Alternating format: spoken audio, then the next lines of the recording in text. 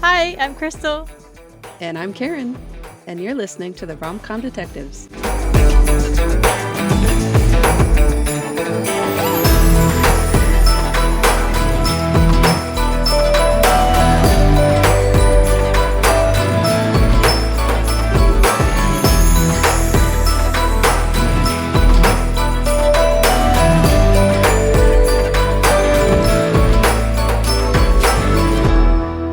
Welcome to Rom-Com Detectives, episode 46, Sporty Bad Boy, the next episode in our Mentalist unit.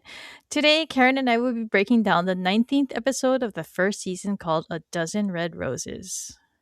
This episode originally aired on April 7th, 2009. It was written by Andy Bushell and directed by Leslie Linka Glatter. So before we get to our episode breakdown, we just wanted to do a quick TV Police update. They're catching up to us. They're on Oh, episode 13. so fast. Yeah. This week they had a crew member, I guess, an assistant director, and they discussed which episode? Oh my god, I forget already. Oh, Red Rum. That's right. Well, They- that's because they just- they didn't touch on yeah, much they of didn't. the plot of the episode. Yeah, but it was really interesting to hear from her. So Yeah, it was. yeah. But yeah, if you guys haven't checked it out, make sure you do. But if you haven't finished watching the show, definitely wait to tune in because they don't have spoiler alerts on for or they're not conscious of spoilers, which is fair because the show is so old. But yeah, Yep. just I know that we've had to like bubble wrap people in the bullpen that haven't yet finished certain parts of the show. Okay, case briefing. Let's start off with the DVD booklet. Yeah, this one, I don't know, it's kind of funny. The summary only reflects like the first 2 minutes of the episode. Okay.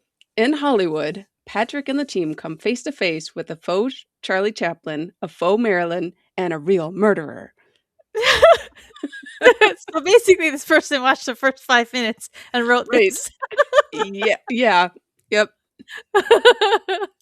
Because that's really important is the lookalikes who appear in the first That's 5 so minutes. funny. But title relevance, the name of the movie being made is called A Dozen Roses, so I guess they just stuck in the red.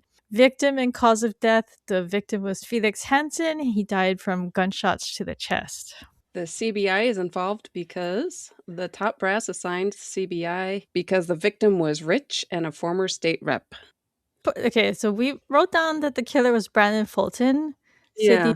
But that I feel is a little debatable. I'm a little confused on that area on whether he actually did it. So we can talk about that later on. But that's who, on the surface, we're supposed to assume is the killer.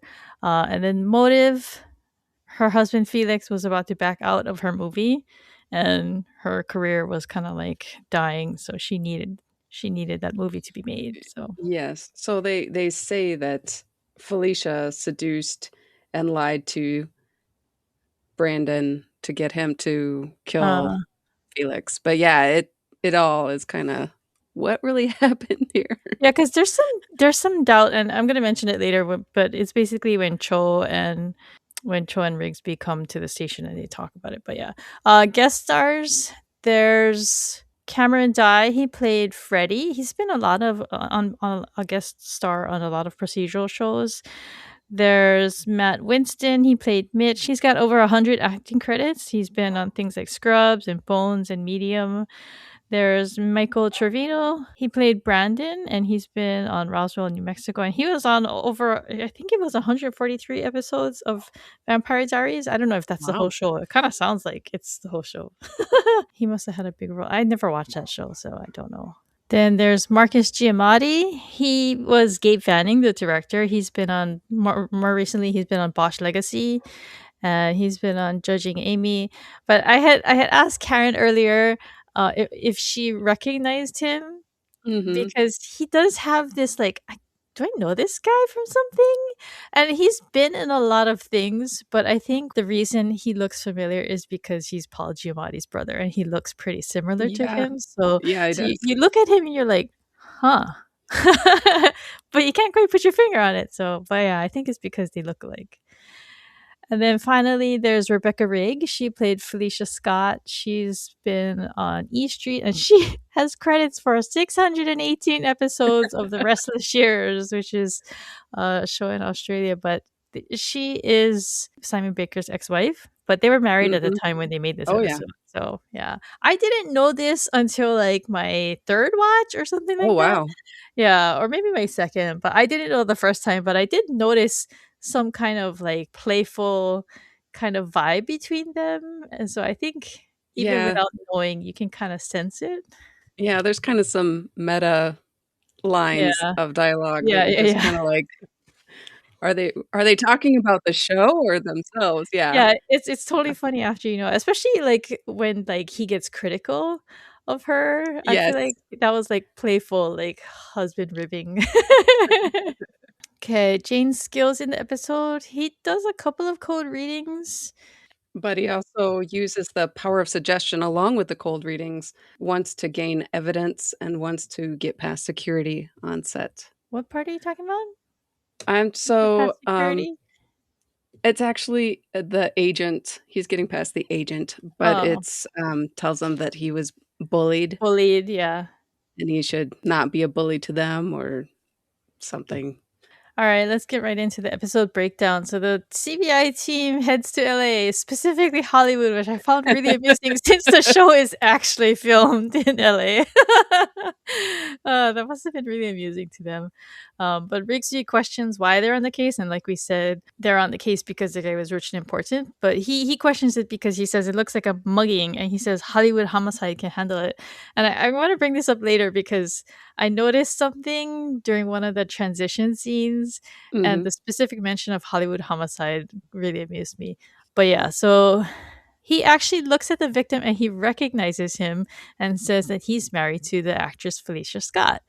And I guess he's a fan of her movies. He points out that the people who found him, or did they find him or did they find the body, them with the body? I think it's the other way Yeah, around, yeah. they said they were with him, whatever that means. It kind of sounds like they were rifling through his pockets and they found all three of them kind of thing, yeah. Yeah, it does kinda sound that way. But Cho is interviewing them. So Jane, he goes over to the crime scene guy and he asks if they found any keys on him or a valet ticket because nobody walks in LA. And the guy says no, that they didn't find any of that on him. So he goes over to where Cho is talking to Charlie Chaplin and Marilyn Monroe. And I really like this exchange because Charlie Chaplin tells Cho, I don't speak. And Cho points out, you just Yeah. did. Nice try.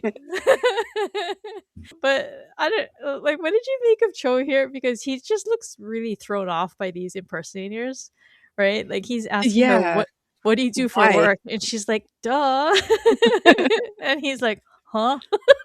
It was really cute. I really like that. He just looks like Yep, impersonators and zoos. He just Cho can't handle it. it does not compute. Yeah. But Jane is actually kind of mean to the Maryland lady. He asks her what her real name is, and then he tells her, "You don't even really look like Marilyn." He just Uh-huh. kind of. I think this is like the vibe of Jane early on in the show that initially made me not really like season one as much as the others, just because he's so rude. I mean, there's no Ye really other. Yeah, like he just says things that normally in polite society you wouldn't say to people, and so that just comes off as generally offensive.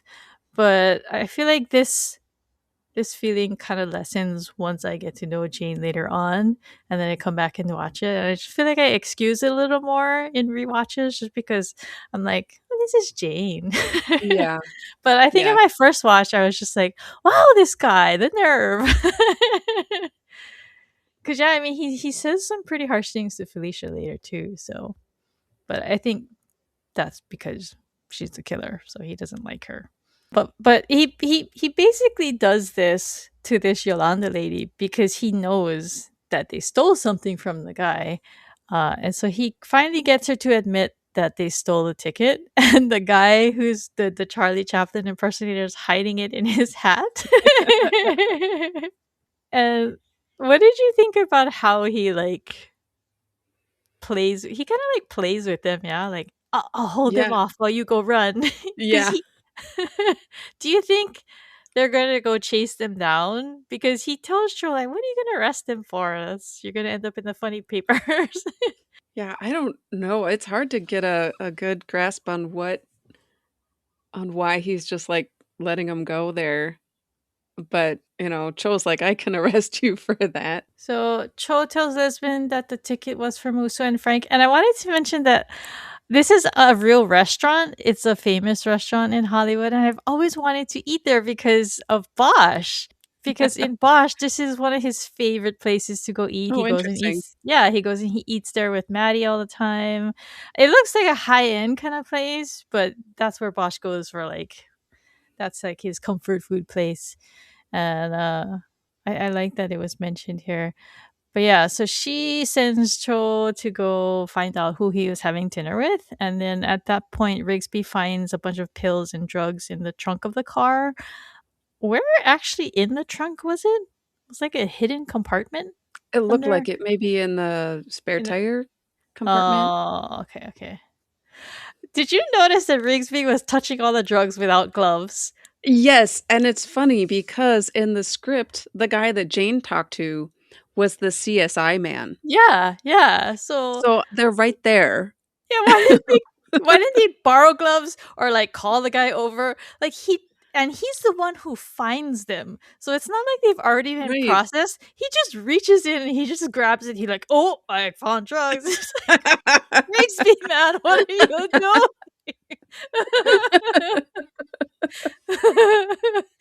Oh boy.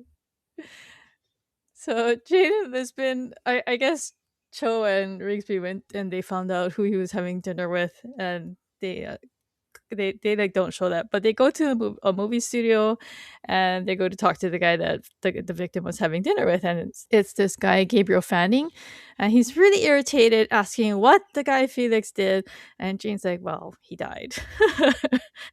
I I thought it was interesting that Jane tells him that, like, Lisbon just waits for him to tell him. Yeah, yeah. But he claims that, they were having a good time, but he wanted to leave early because they were starting production that day or the next day. And so he tells him that he was financing the movie, that he was married to the star and everything. And I thought it was funny that Lisbon pretends not to know who she is because she just had that conversation with Rigsby, where Yeah. Rigsby was explaining to her what movie, and, like, even Jane, like, gives her a look like, "Oh, we're gonna do that? We're gonna pretend we don't know who she is?" But he names a couple of her movies for her, and then Jane's like, "Oh, Sudden Embrace," which is the movie that Rigsby liked. So he's playing along with, like, Lisbon's little act, which I thought was cute. But I guess the movie is about Felicia Scott's character trying to find good men for her three daughters.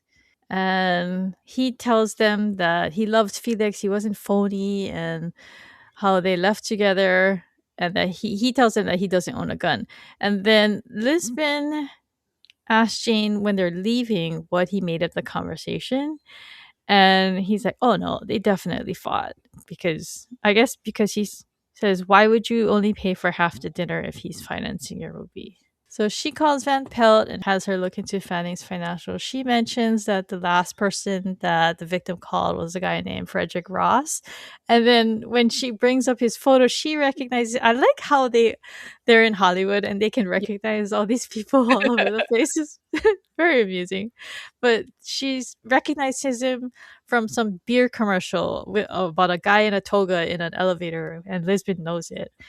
And I love that part when Lisbon, yeah, like, recognizes she's like, "Oh, you knew what was gonna happen when the elevator closed," or something like that. yeah, yeah.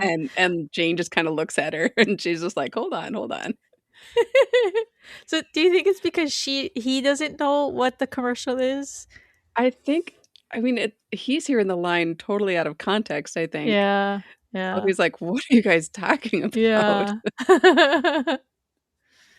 But it reminded me of a scene in Lucifer. Do you remember which one I'm talking about? It's when Lucifer's they're at a pawn shop and they're questioning a homeless guy who got found with the victim's wallet. And he's like, I love LA. Even the homeless have an IMDb page. So they go to talk to the victim's family, and that's where they meet Felicia. And she tells Lisbon that she was at a spa weekend at the time of the murder. Oh, so I guess that actually explains she actually does have an alibi. So Lisbon asks if he had any enemies, and Jane interrupts here, and he asks Felicia, and this is the rude thing Yeah, oh again, my goodness, yes, right? yes, yes. He's like, "What attracted you to Felix? It wasn't his looks." And I was just like, when I was watching, I was like, "Well, he doesn't look ugly or anything. Wow." But he's just trying to like throw her off, right? He's just trying to Mhm. uh like rattle her. He's like saying like he's not your type, and she asks, "What is your?" And this is the part where we get our episode title because I love this part. After I knew that they were married, he says, because she asks, "What is my type?" And he squints at her and says, "Sporty bad boy with a hidden masochistic streak." And then he pauses and he says, "Not too bright." it's just it just feels like that's like his own Yeah, self-evaluation because yeah. I think people don't realize like they hear sporty, and I've talked about this with people in the bullpen, and because like when I say, oh, he's talking about himself, he's a sporty bad boy, and people were like, but Simon Baker's not sporty, is he? And I was like, no, he is, he's a surfer. Right. But yeah, so he's definitely talking about himself, but I like the little not too bright dig. Yeah, That yeah, was it's pretty cute. fun. But she says no, he was totally her type. She liked his voice and his self assurance. And then her daughter, who is sitting on the couch nearby, she starts to cry. Jane mentions the drugs here, and she denies it. And this becomes important later, because yeah, she says that's absurd that he didn't do drugs. Oh, And yeah, and but it's worth noting that when they were talking about his work as a state representative, he was, um, very heavy on anti-drug laws. yeah, yeah, yeah. Lisbon mentions that at the crime scene. Yeah, Yeah, she says something like he was one of the good guys or something, right? yeah, yeah. So he turns to look at the daughter, and she's like, "There aren't my drugs. I'm straight as an arrow." Which nope. But they deny knowing the guy Freddie Ross, which is, as a reminder, the last guy that the victim called before he died. The daughter like drops a photo of her and a young man, and Jane picks it up and sees it. And did you notice like the actual photo? Like I yeah. she's looking up at Brandon with like adoring eyes. It was such a strange looking photo. I don't know. I was like, "What?"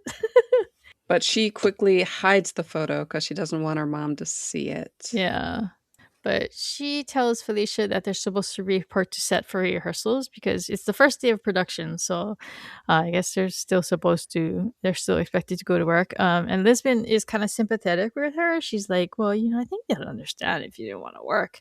But she says that they have to basically because otherwise the insurance company will take her to court and I guess sue her over it. But I don't know. Is that really how That's ruthless they are? it's You would think. wild. Yeah. And they find out that the daughter Sydney has a small speaking role in the movie as one of her daughters. And then at this point, Jane asks the daughter if she wants to be an actress, and she breaks down. And Jane is very. We've always seen him be very sympathetic to children and even teenagers, and he's like that here too. He seems to be very he's being going out of his way to be nice to her and gentle to her, I Yeah. think. But she spills tea and she's like, "Well, my dad wanted to back out of this movie." And it's important to note that Felicia kind of just like waves this off. She's like dismissive about it. Yeah, And she says he was threatening to get his way. about something. Yeah, that's just how things work in Hollywood, I guess. So, but Sydney walks him out, and she thanks Jane for not mentioning the photo, and she tells him that his name is Brandon Fulton, which I thought was weird because I don't know. You would think they should just give, oh, his name's Brandon, not Brandon Right, Fulton. right.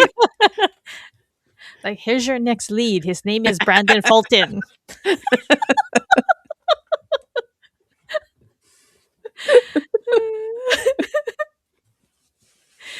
So I wanted to know that this scene actually had parts from, or was it the next one? Because there's two scenes with Jane and Lisbon walking out of this house. Do you know which Okay. one is from the blooper reel?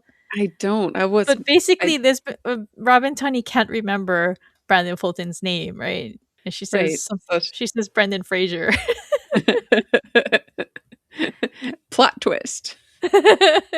So Cho and Rigsby go to pick up Freddie Ross, and Rigsby tells him about the beer commercial. So we get to hear about the beer commercial again, and I love this exchange because Cho says, "Is it the llama one?"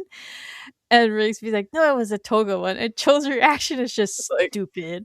yeah, like, was the llama one not stupid? Just to be fair, I mean I went and I googled, or I looked up on YouTube llama beer commercial just to see if it was real, and there was one, not the one that they're talking about because it's from 2014, and that was a pretty stupid commercial. Ah. But yeah, they knock on the door and no one's home. But then the guy Freddy comes up behind them and they have to chase him, but he gets away. The next day, they're back on set, and Lisbon is telling Graysby that their warrant to search Freddy's apartment is on its way. And so they're going to stay there. And then at this point, this is what we were mentioning earlier, right, Karen? A guy is, because a guy was leading them onto the set. And Yeah, then that yep. guy starts getting scolded by some other guy. And it turns out this guy is named Mitch. He's Gabriel's agent, and he's pretty unfazed by Lisbon flashing her badge, maybe because it's upside down. Could be.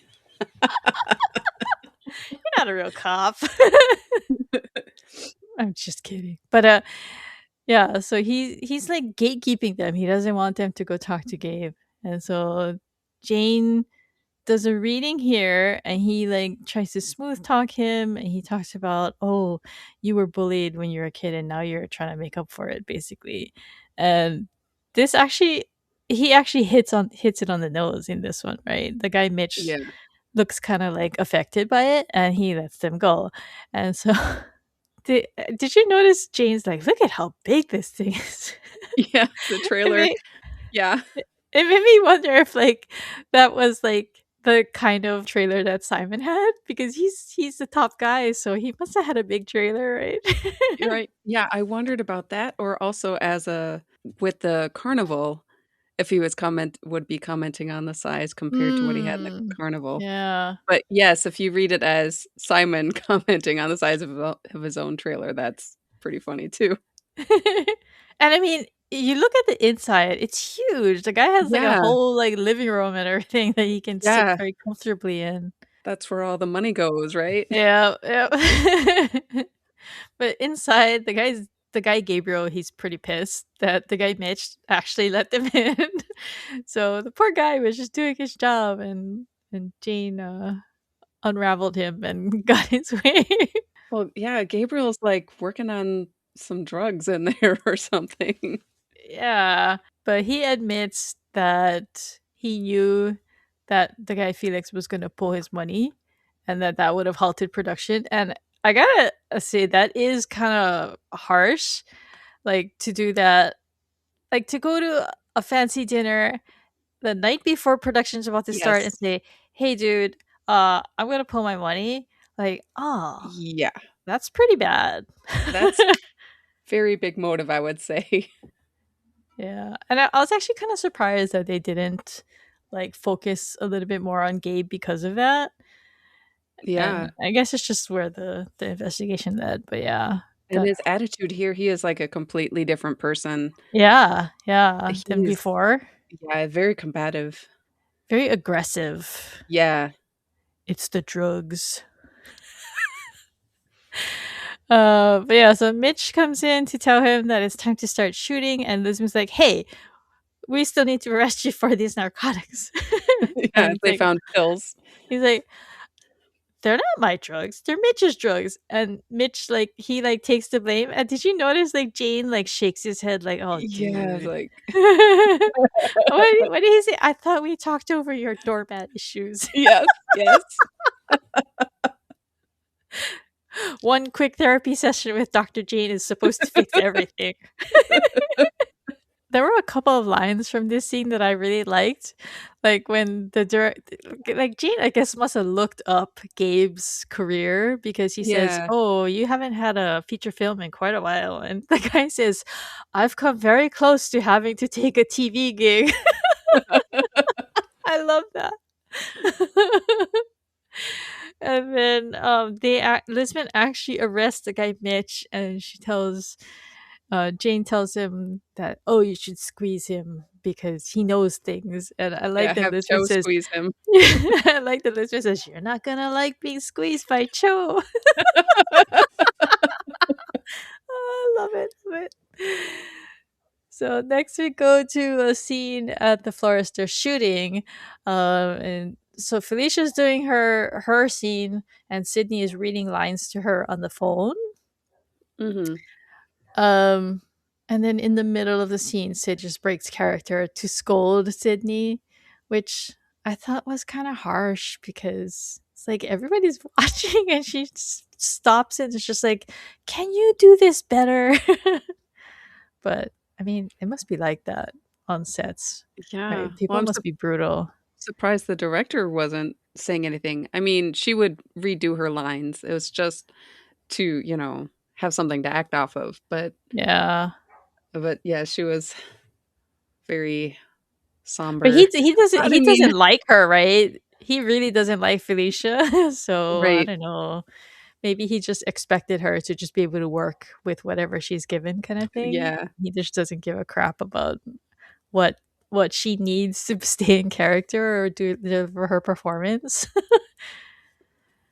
But I so the think character Rowan that Felicia is trying to set up with her unseen daughter comes up behind her and kisses her. And so I thought, like, this is not one of my favorite episodes.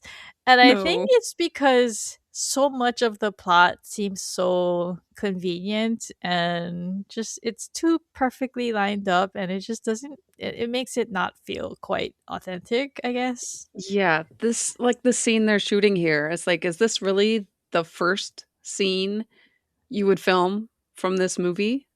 Yeah, I don't know. But they go through the scene, the guy comes up behind her and kisses her and she slaps him. And the director cuts and he says good, but then he tells the guy not to grimace before he's been slapped because he knows the slap is coming. And if you go back and look, he actually is like making this face just before she slaps him. And I was just like, wait, so when people get I think I might have talked about this on a different episode. I was just kind of surprised that they actually hit people. Yeah, well, that's what I think it saying was is like episode 2, right? yeah, When Owen, I think on or TV Police, or Owen talked about how it felt like when Amanda slapped him, and I remember being like, "Wait, so it's not staged? They actually hit people?" I mean, I think to some degree it's meant to be not that hard, but, Yeah. yeah, because he does complain, like, "She's really hitting me." But so yeah, so the reason I said that the director doesn't like her is because he calls her a malignant harpy under his Oh breath, my goodness, yes. and she's like, "What'd you say?" But so Sydney takes off, and who can blame her? Oh my god, she's 16, and her stepmom has just embarrassed her in front of everyone, right? And her Uh, dad just died, yeah. I know, right? Like literally that day she found out. But yeah, so Jane follows her and he praises her acting and tries to get a read on her. And he comments about how she must really miss her real mother, but he actually misreads her here. And she's like, "Well, my mother is a drunk." And she Mhm. takes off. And I don't know, it's just this is an example of what like because like people have this misconception I've noticed in on like the subreddit that Jane is always right, but Jane is not always right, and this is a one good example. Like he misreads people, and he just shakes it off and he just moves on. But yeah, he got it wrong here. But next we have Cho squeezing Mitch. He's grilling him on why he's willing to go to prison for Gabe, and he's like trying to argue, like, well, like that'll look really good on my resume as Oh an my agent. goodness. I went to prison for my Oh, for I can't believe this guy. but he offers him a pretty sweet deal. He's like, well, just tell me where to find Freddie Ross and we'll drop all the charges. But he's like, deal. So it's Mitch is having a good day now. But Van Pelt and Cho go to find Freddy. There were a lot of leather jackets on the women in this episode. Van Pelt's wearing one, and Lisbon was wearing one earlier. So he's talking to someone in a hoodie, and he runs again. They catch him, and then Van Pelt catches the other person, and it's Sydney. So Dun dun dun. they take them in for questioning. Or actually, they take Sydney in for questioning.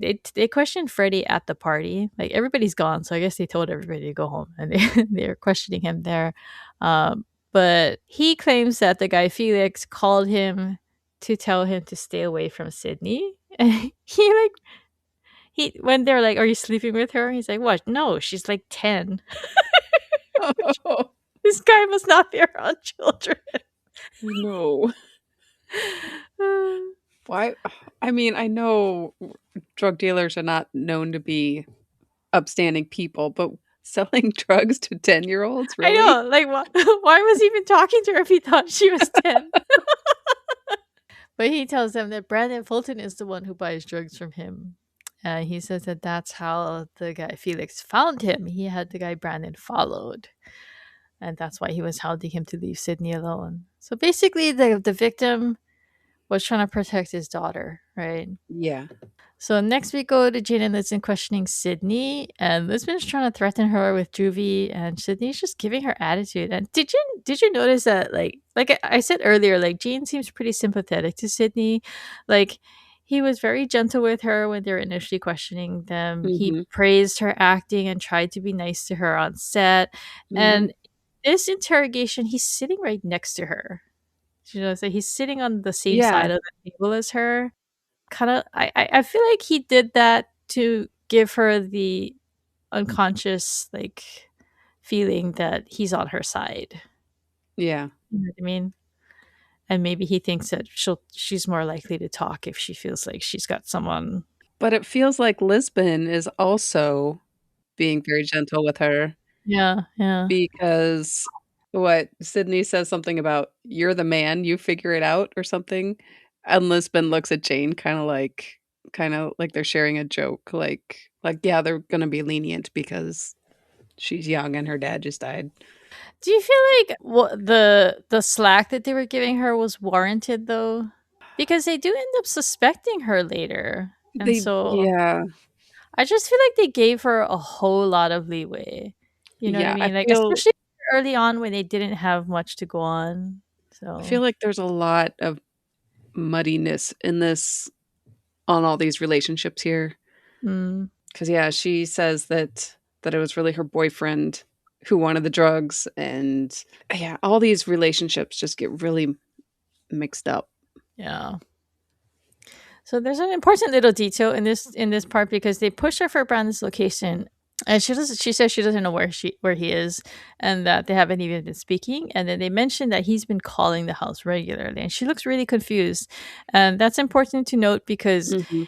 he's actually calling Felicia and she just Right. didn't realize, right? So next they go to talk to Felicia again and she's like disapproving of Brandon for Sydney, saying that he's too old for her. But she also defends him and she calls him a mixed up kid with no malice in him. And then at this point, Jane correctly guesses that Felicia already knew about the drugs, and he like goes out of his way to like praise how good she is. But I feel like he's actually setting her up when he praises her like this because he's like, "Oh, you're good." I don't know, like, do you know what I mean? Like, Yeah, I feel like I've he's making her like lulling, kind of like lulling her into a sense of like ease, where like I think he suspects her Yeah. at this I point. feel like, when he says that she's good, that he's, saying that her acting is good. Is that how you read that?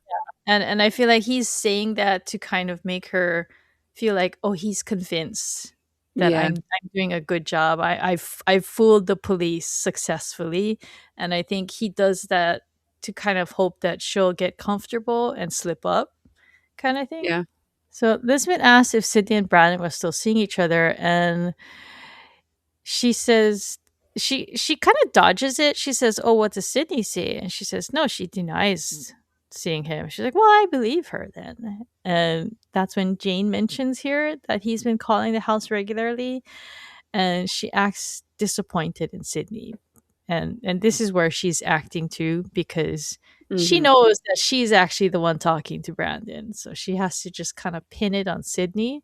And this is probably, like, I'm just guessing here, but this is probably what's going to contribute to Jane's like animosity toward her later, because at this point I feel like he says it to kind of maybe draw her into confessing that she's actually been talking to Brandon, but instead Mhm.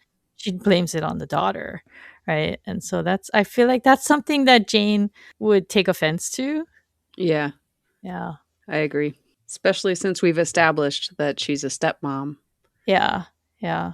So Felicia is eager to talk to Sydney and asks when she can come home, and Lisbon tells her, oh, there's not going to be any charges against her. Um, Felicia here grabs Lisbon's hand and thanks her, and Lisbon looks almost like bashful, right? Yeah. And Jane is very intently watching her here, and he's smiling at Lisbon. I think he thinks she's swayed by her star power or something. What do you think? Yeah, I'm of two minds.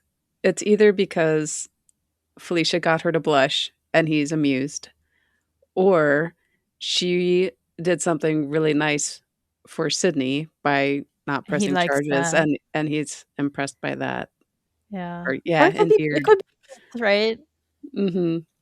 Did you notice that like he's smiling at Lisbon and he totally drops his smile Ye when Felicia looks at him? yes, I love that part I so know, much. I like that too. As they're leaving, so they're going outside and Jane like immediately gives her crap about Yep. it. He's like, "Oh, he made the great Teresa Lisbon blush." So funny. I like when Jane teases her like this. It's cute. But he predicts that Brandon is going to visit the house tonight. And so this is why I say that I think that in that previous scene he already suspects Felicia, because Mhm. he guesses that, he knows something's going on. So Lisbon, she just trusts him. She says, "Okay, well, I'll arrange a stakeout." So the stakeout is going to be done by Cho and Rigsby. They're sitting outside the car at night, and Cho is reading in the dark again. Yeah, How does you can't see what book it is because it's so dark. Oh my god, he must have such bad eyesight. Oh, kills me. But it's so funny because Rigsby's like, when I'm rich, I'm gonna live here. But okay, so did you notice that Cho was almost at the end of his book? He had like maybe 5 pages Oh. left, very few pages. And I thought he was so calm, because when I'm at the end of a book and somebody is just chattering away to me about where they're gonna live when they're when they're super rich, I'd be like, dude, can you shut up? I'm at the end of my book.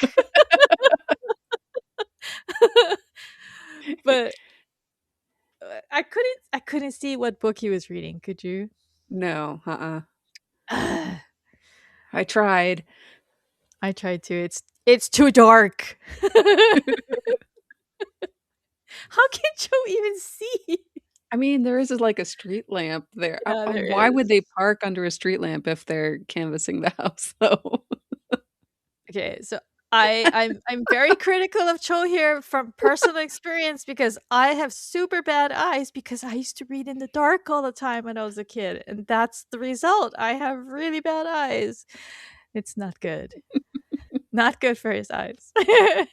Okay, And so as he is nearing the final pages of his book, Brandon arrives.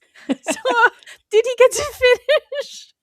Or did he have to rush into the house with the last page unread? Oh, it killed me. We're like, hold on, I just need 5 minutes. Or even 30 seconds. I can read Yeah. fast. Just wait. Just Rigsby, just go. Let me just finish this last page.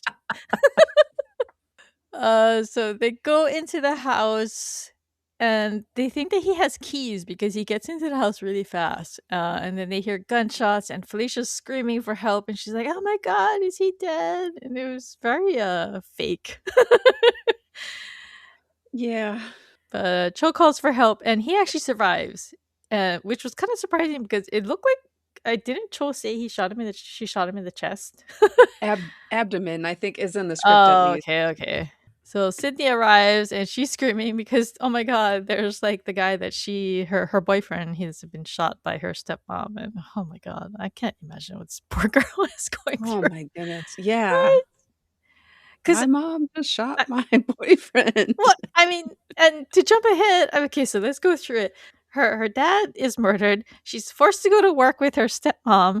Her boyfriend is shot by her stepmom, and then she later finds out that her stepmom was like fooling around with her boyfriend, stealing her boyfriend. Ah, this Yeah. poor kid. Oh, it gets so So messy.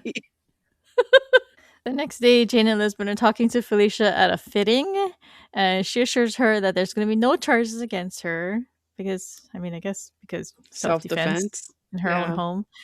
But Jane is watching her very carefully when he tells her that Brandon was carrying the murder weapon that killed her husband and that Sydney might be an accessory to murder. He's reading her definitely here. Oh, for sure. Yeah. He wants to see like what's going through her mind as they reveal all these things to her and possibilities of what's going to happen to Sydney.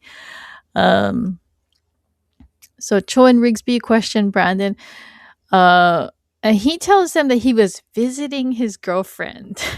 So Ooh. this is where it gets complicated because he says Yes. his girlfriend, but he's talking about Felicia, right?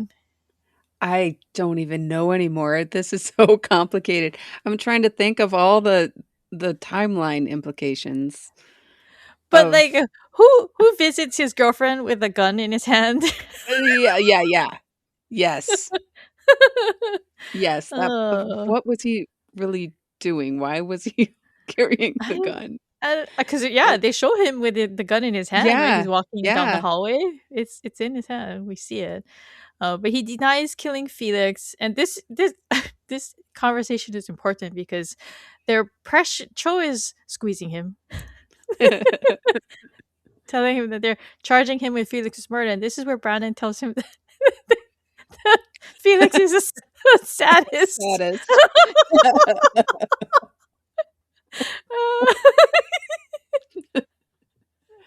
You mean sadist. Yeah, Yeah. Oh god, that whatever, I was want my lawyer now. it was so funny. But so when Cho reveals to him, like he's trying to get him to admit that Sydney was an accessory. He's like, "So what did she tell you? Like, was she trying to get you to kill you? Did she tell you to kill her father?" He Right. looks really confused here, and it's because he doesn't understand why they think Sydney is the one who put him up to it because he knows it's Felicia, and this is where he clams up and he's like, "I want my lawyer." But they established earlier that he got the gun from From Sydney Sydney. Yeah. because Sydney was acting out and stole some things To from the sell though. house to sell. Yeah. So I guess he kept the gun Yeah, instead of selling it. they said he sold it for cash, but clearly not. Yeah. So Troy and Lucy go back to the station where everybody else is, and they actually say that they can't prove that Brandon had the murder weapon because they only saw it on the Mm, floor after he was yeah. shot. So they don't have like eyewitness, like they can't directly tie it to the gun. And I feel like this is where it makes me confused. But I went back and I looked at the actual shooting because Mhm.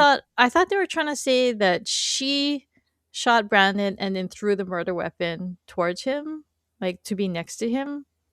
But when I went back and I watched it again, she doesn't actually throw anything, and she doesn't, like, they come in right after she shoots him. Yeah. And he was carrying the gun, and it looks like that's just the gun that was in his hand. So I guess you're right, and he actually is the killer, and she just put him up to it. But Jane goes to talk to Sydney, and he once again presses his theory that she asked Brandon to kill her dad. And after he talks to her, he goes to Lisbon, and this is actually a fan favorite exchange, right?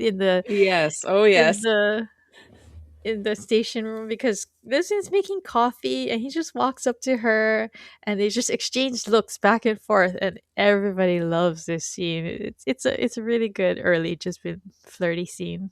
Yeah. But this is where it kind of goes off the rails for me because Just now? so Jane suggests that Felicia and Sydney go back to work. And Oh, yeah. Yeah. Yeah. yeah, and so this is one of those things where there's this whole operation going on, but they don't tell us. They just show us what the result is, because there's all kinds of things that I think get set into motion that we don't get to see. We just get to see the final scene. So they take us to on set, and Gabe is telling Felicia that before they roll, they want to practice the whole thing and to just go with it. And then like when like he's away from her, he tells the cameraman to shoot it. And then he gives Jane a thumbs up. So he's in on it, right? Yeah. Yeah. You're right. This is where it breaks down for me too, because Jane's basically gonna derail his whole movie, and he just goes Yeah. along with it. I guess because he hates the malignant harpy so much that he's gonna film her confession. He'll just recast her and keep going, I guess. But yeah, so Sydney goes, and the scene is different now because previously Sydney was on the phone with her and now she's in Yeah. person. And she's accusing, so it's like a parallel. She's accused, the character and Sydney are accusing their mother of seducing the guy, their own love interest.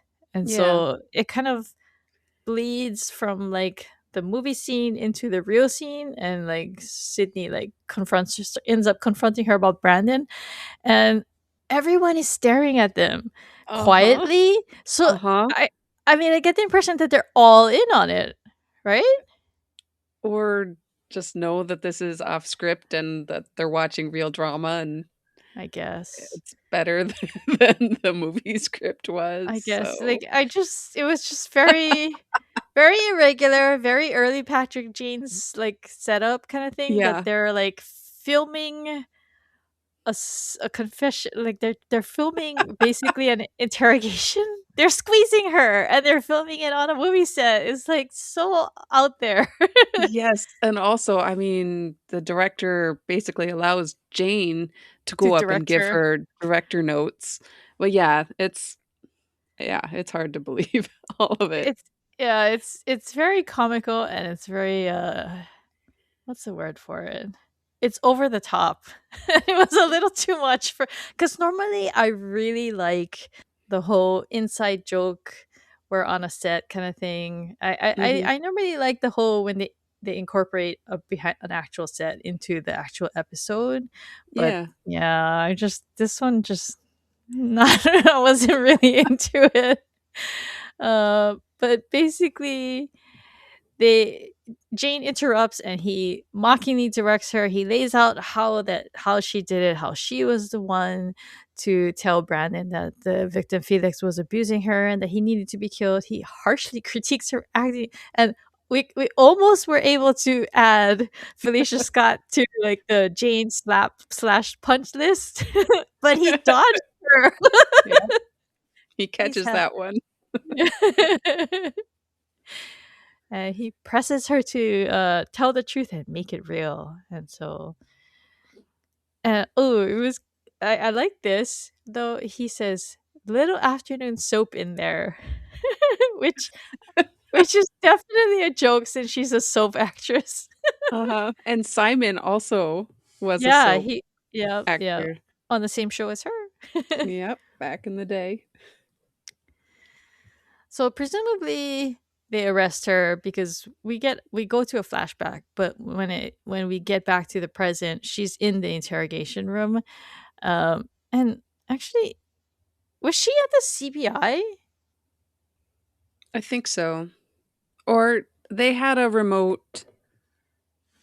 You're No, right. because I'm like not sure if they're right at the because remote setup remote they had office. been doing it that whole time in that rather kind of dingy looking interrogation room. But I think at the end she's in the CBI interrogation room. It Let would me make check. sense, but yeah. Ah, yeah, they are. They take her back to the CBI. That's interesting. At least I think it's not the same one that they were interviewing everybody else in. Yeah, it looks like CBI to me. Huh. That's interesting. I never picked up on that before. So during the flashback, they're showing that Felix. It bothers me that both their names start with FEL. Felix and Felicia. So they show them fighting because I guess he was about to go to the dinner with Gabe to tell him that he was pulling out because he leaves, right? And this is just before he's killed, I think. Or do you think Yes. maybe? Oh. Yeah. So, yeah, as the timeline as I understand it is they have the argument. Mhm. Felix goes off to the dinner, and then Brandon shows up at their house To look for Sydney. to look for Sydney, and then Felicia seduces him, whatever that means. They don't really get into the full story of it. But She and then convinces him that she's being yeah, abused. I don't know. and Do you feel like sends him that's a out. little that's kind of a tight It's timeline? very, very tight, and Felicia had an alibi about going to the spa. Yeah, So yeah. So when I feel did like that happen? maybe all of this happened like earlier.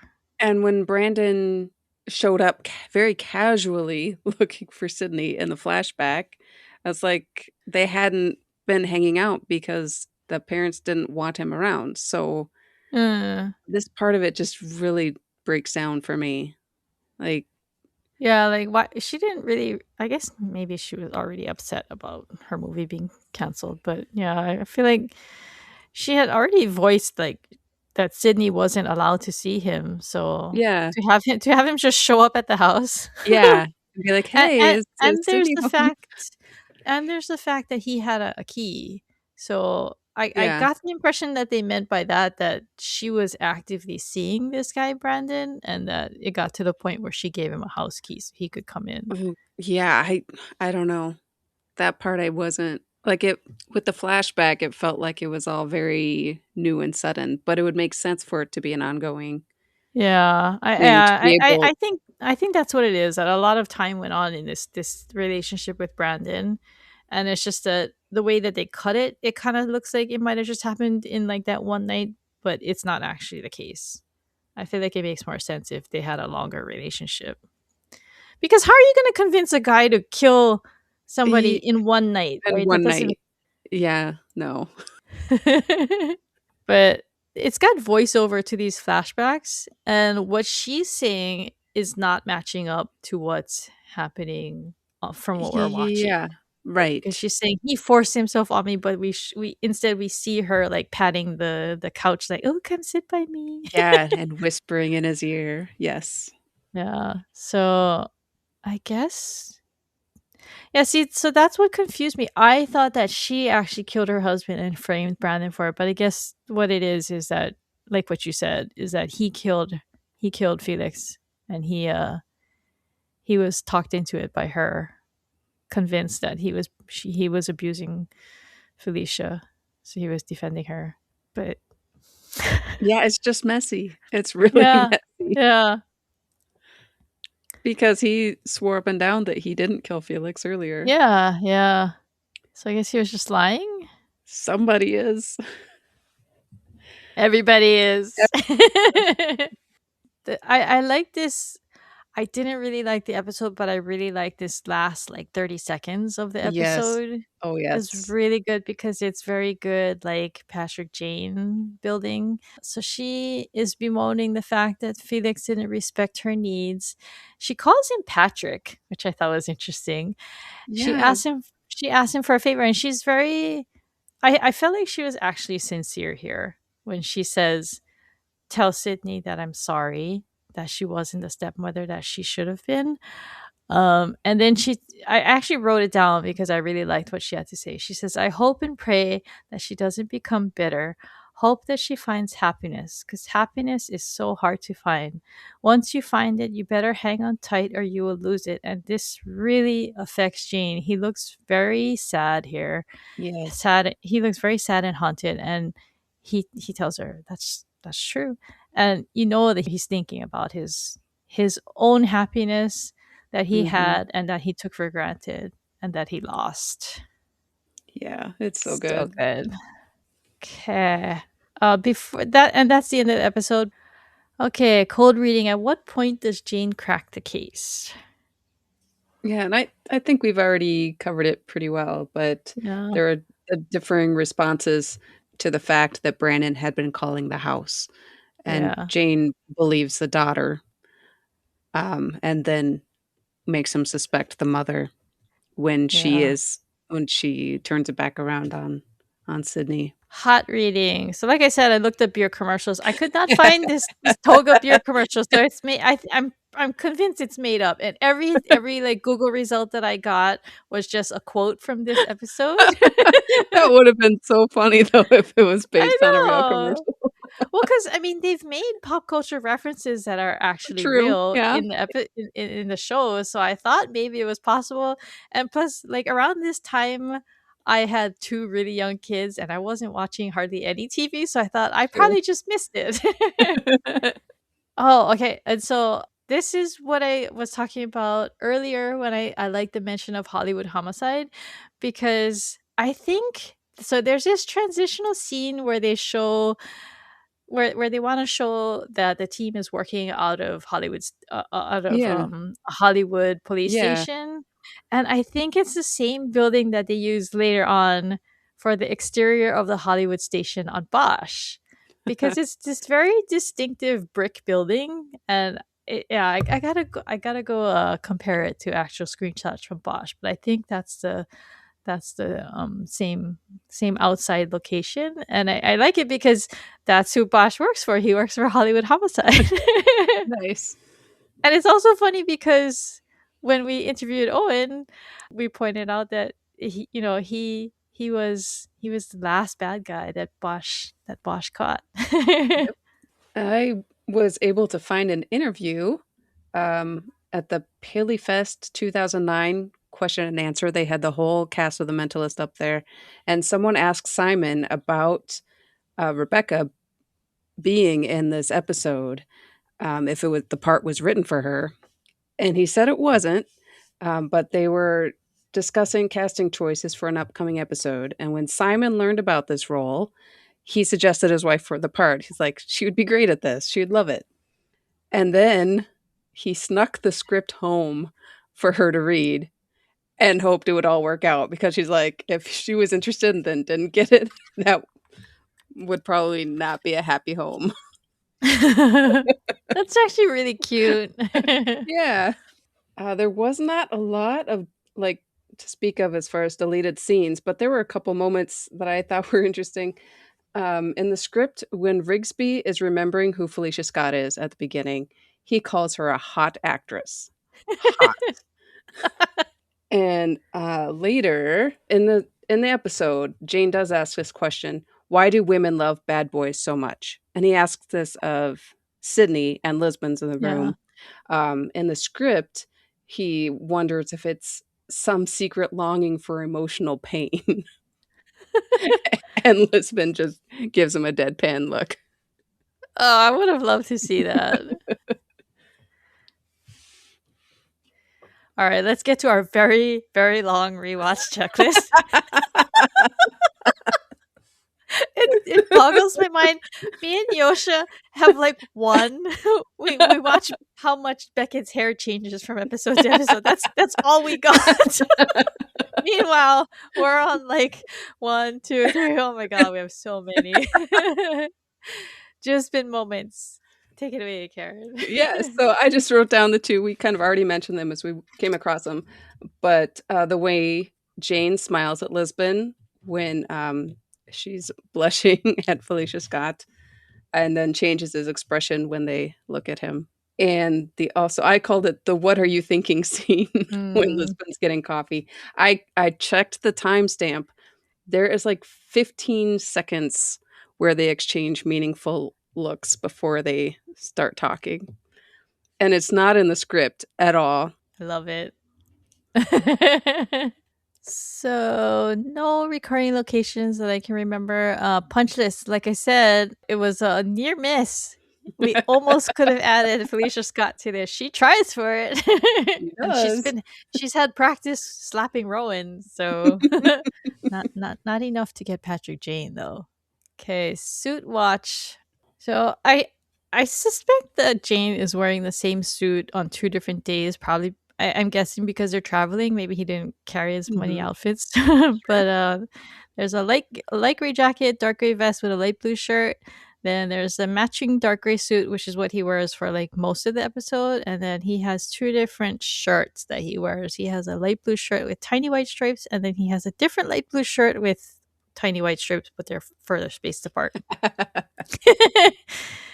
Lisbon changes her clothes a lot though, so several days go by. Cheat watch. Oh, yeah, we can add Felicia to this one, Yep, she seduces her stepdaughter's boyfriend. which is quite a low blow. Who does that? Yes. Well, I mean, he is too old for her. He's like 19. Too old for her This daughter, is I for should the say. 16-year-old. Yeah. Terrible. Uh, No updates to Revenge Watch, although, I mean, maybe you could add this one because she's mad about her yeah, movie being canceled. I wondered uh, about that. Yeah. yeah. No additions to the Reg on timeline. No additions to Lisbon Watch. We did add something to our Upside Down badge watch. Yes. We I did double check the footage from the last episode and confirmed that it was upside down in russet potatoes. And then again in this episode, Lisbon shows her badge and it's upside down again. I only noticed it because her face was upside down. Yeah. Yep.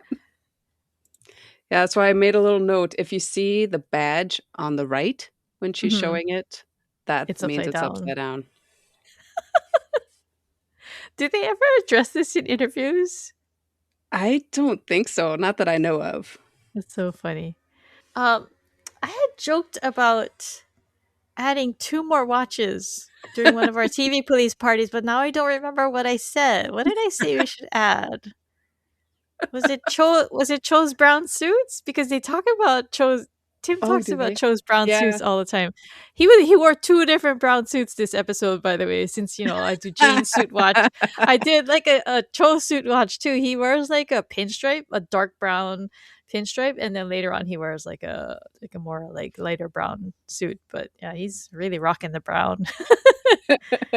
Okay, let's go to Jane's Meter. This is a new segment in our Mentalist unit in which we consult our friend in the Mentalist bullpen. That's our Discord server. Her name is Expanse Lover. She has established herself this year as the expert on Simon Baker Oh, slash yes. Patrick Jane's hair. Oh, yes. So me and Karen are going to rate his hair, and then we're going to read Expanse Lover's more in-depth hair analysis. So I give Jane over the course of the episode a pretty low 4 to 5. At Ooh. the start of the episode, he just looks kind of greasy, like he hasn't washed his hair in a couple of days, I have and I have to laugh because my oldest child likes to tease me by telling me that Simon's hair is greasy. really, Yeah, that's did his you were they watching this episode? I don't know. Every time he's like, "You're watching The Mentalist?" "Oh, Simon's hair is greasy." Oh my god.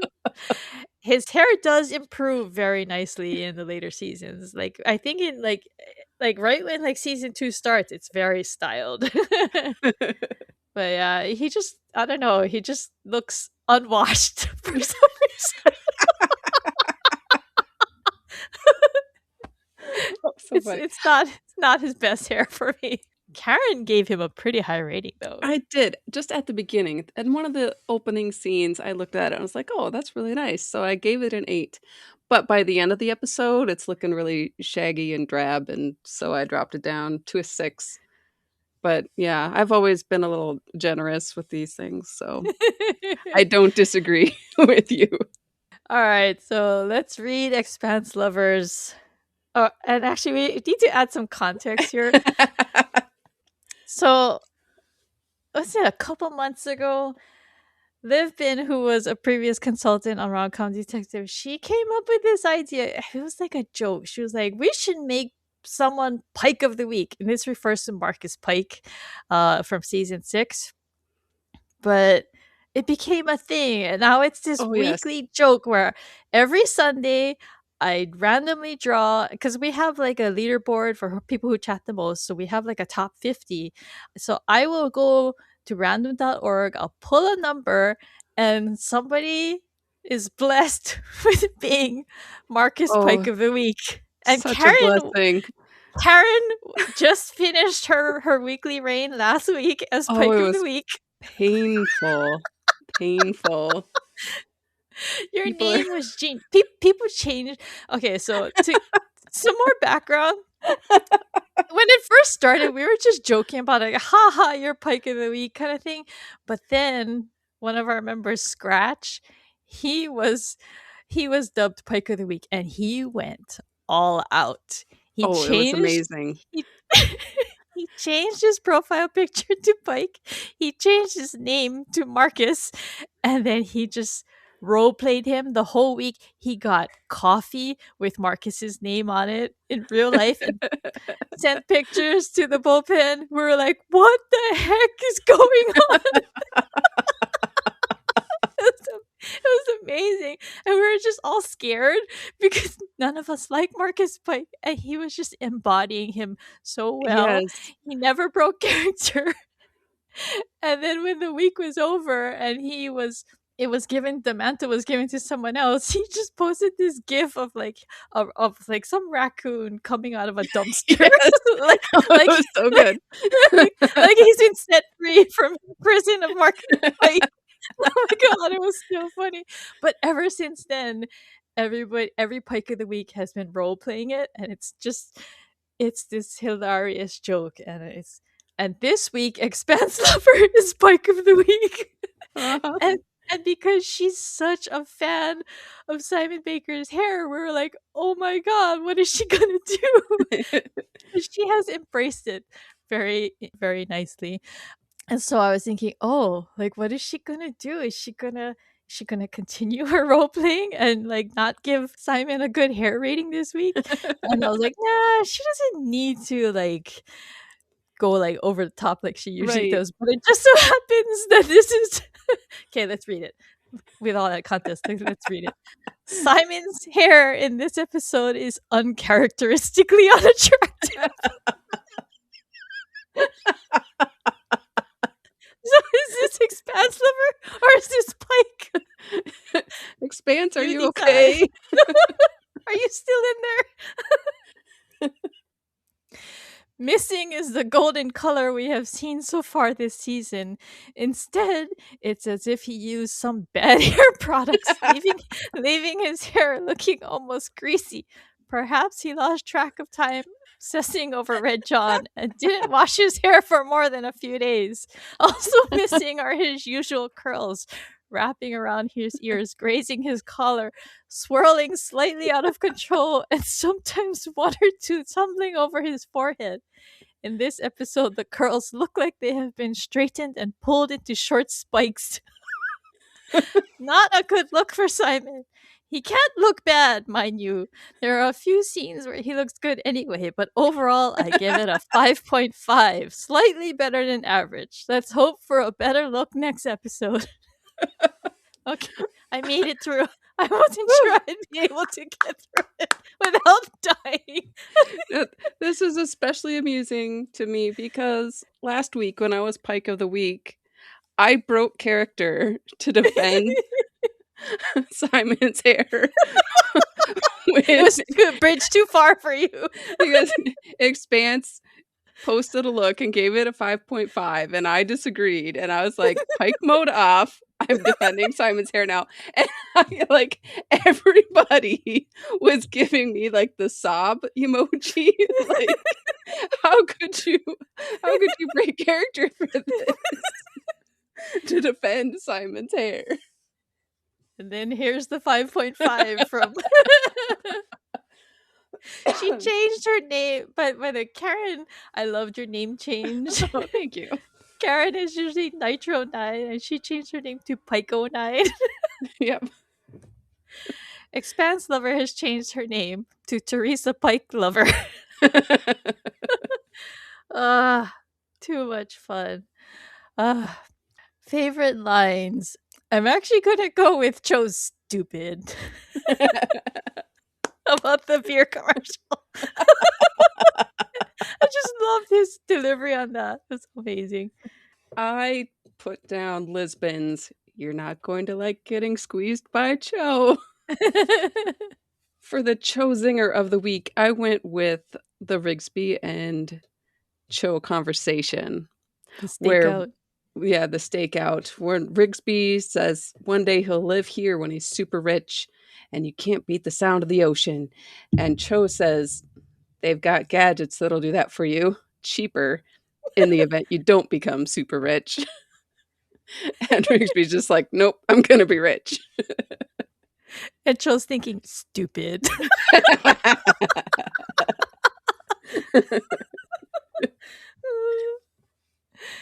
All right. We're going to take a quick break and we'll come back with a new Memory Palace quiz. And I can wipe the tears from my eyes.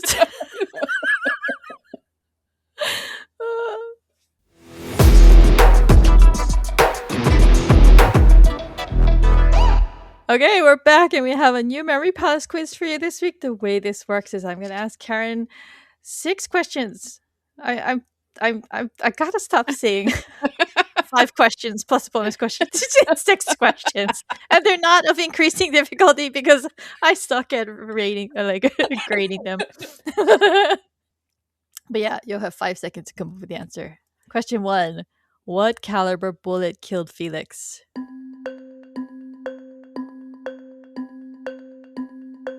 45. Woohoo! Correct.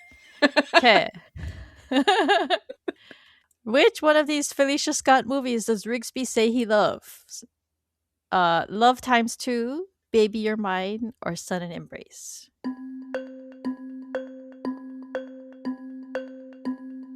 Sudden embrace. Woohoo! Good job. Multiple choice. Yeah. All right. Question 3. What is the name of the studio filming Felicia's movie? Ah.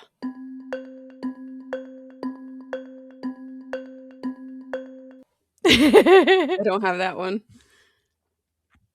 So it's shown twice. Once is when they have the words come up on the screen showing where they Yeah. are. And Yeah. then once when Sydney walks by the studio sign. It's Poseidon Studios. Oh. Why? I don't know. Okay, in this episode, who is Bruce? He is the drug dealer's dog. Yeah, very good, very good. Question 5. What apartment number does the drug dealer Freddy live in?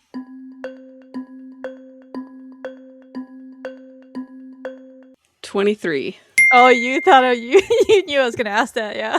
The script, no, it's because on the script it's 2B.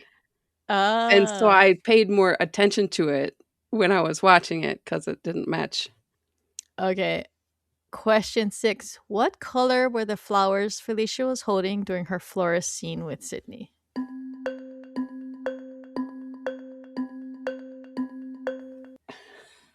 I want to say purple.